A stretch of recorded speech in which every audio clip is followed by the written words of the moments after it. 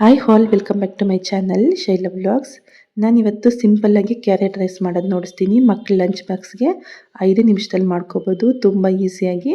ಬನ್ನಿ ನೋಡೋಣ. ನಾನಿಲ್ಲಿ ಫಸ್ಟ್ ಒಂದು ಬಾಣಲಿ ಇಟ್ಕೊಂಡಿದ್ದೀನಿ. ಒಂದು 5 ಸ್ಪೂನ್ ಆಗೋಷ್ಟು ಎಣ್ಣೆ ಹಾಕ್ಕೊಂಡಿದ್ದೀನಿ. ಎಣ್ಣೆ ಹಾಕ್ಕೊಂಡು ಎಣ್ಣೆ ಸ್ವಲ್ಪ ಬಿಸಿ ಆಗಲಿ. ಬಿಸಿ ಆದ ತಕ್ಷಣ ಸ್ವಲ್ಪ ಚಕ್ಕೆ, ಸ್ವಲ್ಪ ಲವಂಗ ಹಾಕ್ಕೊಂಡಿದ್ದೀನಿ. ಹಾಕ್ಕೊಂಡು ಸ್ವಲ್ಪ ಫ್ಲೇವರ್ಗೆ ಹಾಕ್ಕೊಂಡು ಮತ್ತು ಸ್ವಲ್ಪ ಗೋಡಂಬಿ ಹಾಕ್ಕೊಂಡಿದ್ದೀನಿ. ಅದನ್ನು ಹಾಕ್ಕೊಂಡು ಸ್ವಲ್ಪ ಫ್ರೈ ಮಾಡ್ಕೊಳ್ಳೋಣ ನೀಟಾಗಿ.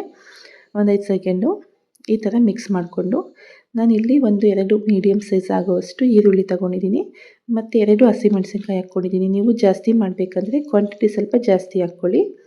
ಸ್ವಲ್ಪ ಕರ್ಬೇವಿನ ಸೊಪ್ಪು ಹಾಕ್ಕೊಂಡಿದ್ದೀನಿ ಮೇಲ್ಗಡೆ. ಹಾಕ್ಕೊಂಡು ಸ್ವಲ್ಪ ಚೆನ್ನಾಗಿ ಫ್ರೈ ಮಾಡ್ಕೊಳ್ಳೋಣ. ಒಂದು ಸ್ವಲ್ಪ ಎಣ್ಣೆ ಜಾಸ್ತಿ ಇದ್ರೆ ಚೆನ್ನಾಗಿರುತ್ತೆ, ಅದಕ್ಕೆ ಸ್ವಲ್ಪ ಎಣ್ಣೆ ಜಾಸ್ತಿನೇ ಹಾಕಿದ್ದೀನಿ ನಾನು.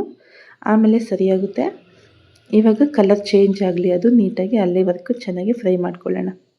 ತುಂಬ ಏನು ಕಲರ್ ಚೇಂಜ್ ಆಗೋದು ಬೇಡ, ಬ್ರೌನ್ ಕಲರ್ ಬರೋದು ಬೇಡ, ಮೀಡಿಯಮ್ ಆದರೆ ಸಾಕು. ಈ ಥರ ಆದಮೇಲೆ ನಾನಿಲ್ಲಿ ಒಂದು 4 ಕ್ಯಾರೆಟ್ನ ಈ ಥರ ತುರಿದ್ಬಿಟ್ಟು ತೊಗೊಂಡಿದ್ದೀನಿ. ಅದನ್ನು ಹಾಕ್ಕೊಳ್ಳೋಣ. ಹಾಕ್ಕೊಂಡು ಒಂದು ಸಲ ಚೆನ್ನಾಗಿ ಫ್ರೈ ಮಾಡ್ಕೊಳ್ಳೋಣ. ಇದನ್ನು ತುಂಬ ಹೊತ್ತಿನ ಫ್ರೈ ಏನು ಮಾಡೋದು ಬೇಡ, ತುರ್ಕೊಂಡಿರ್ತೀವಲ್ಲ ಬೇಗನೆ ಬೆಂದೋಗುತ್ತೆ. ಒಂದು 4-5 ನಿಮಿಷ ಸ್ವಲ್ಪ ಫ್ರೈ ಮಾಡಿಕೊಂಡ್ರೆ ಸಾಕು, ಕರೆಕ್ಟಾಗಿ ಬೆಂದೋಗುತ್ತೆ.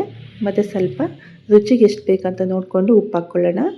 ಇದು ಮನೆಯಲ್ಲೇ ಮಾಡಿರೋದು ಧನಿಯಾ ಪೌಡರ್, ಇದು ಮಿಕ್ಸ್ ಇಲ್ಲ. ಅದನ್ನು ಸ್ವಲ್ಪ ಹಾಕ್ಕೊಂಡಿದ್ದೀನಿ. ಮತ್ತು ಖಾರಕ್ಕೆ ಎಷ್ಟು ಬೇಕಂತ ನೋಡಿಕೊಂಡು ಚಿಲ್ಲಿ ಪೌಡರ್ ಹಾಕ್ಕೊಳ್ಳಿ. ಹಾಕ್ಕೊಂಡು ಒಂದು ಸಲ ನೀಟಾಗಿ ಇದು ಹಸಿ ವಾಸನೆ ಎಲ್ಲ ಹೋಗಬೇಕು. ಆ ಥರ ಇನ್ನೊಂದು 2 ನಿಮಿಷ ನೀಟಾಗಿ ಫ್ರೈ ಮಾಡ್ಕೊಳ್ಳೋಣ. ಈಗ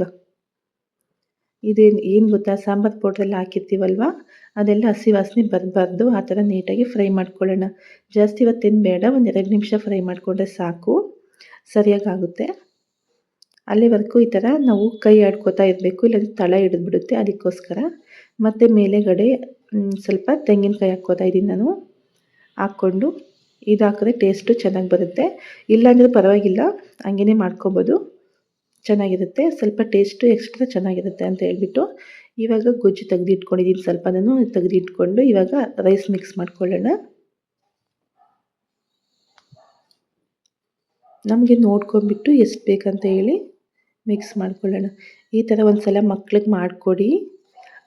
ತುಂಬ ಜನ ಬೇರೆ ಬೇರೆ ಥರ ಎಲ್ಲ ಮಾಡ್ತೀವಿ, ಅದರಲ್ಲಿ ಈ ಥರ ಒಂದು ಸಲ ಮಾಡಿ ನೋಡಿ. ಸಿಂಪಲ್ಲಾಗಿ ಆಗುತ್ತೆ, ಬೇಗನೆ ಆಗುತ್ತೆ.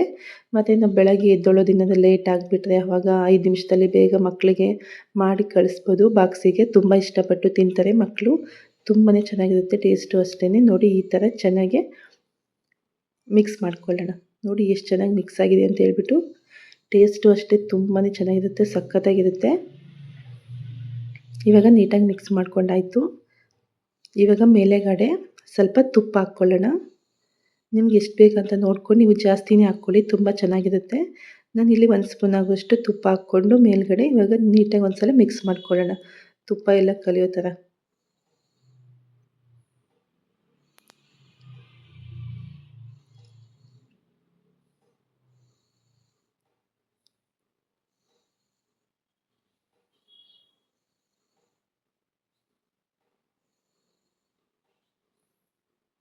Thank you for watching. ಇಷ್ಟೊತ್ತು ನನ್ನ ಜೊತೆಲಿ ನೀವು ಸಮಯ ಕಳೆದಿದ್ದಕ್ಕೋಸ್ಕರ thank you for watching. Bye.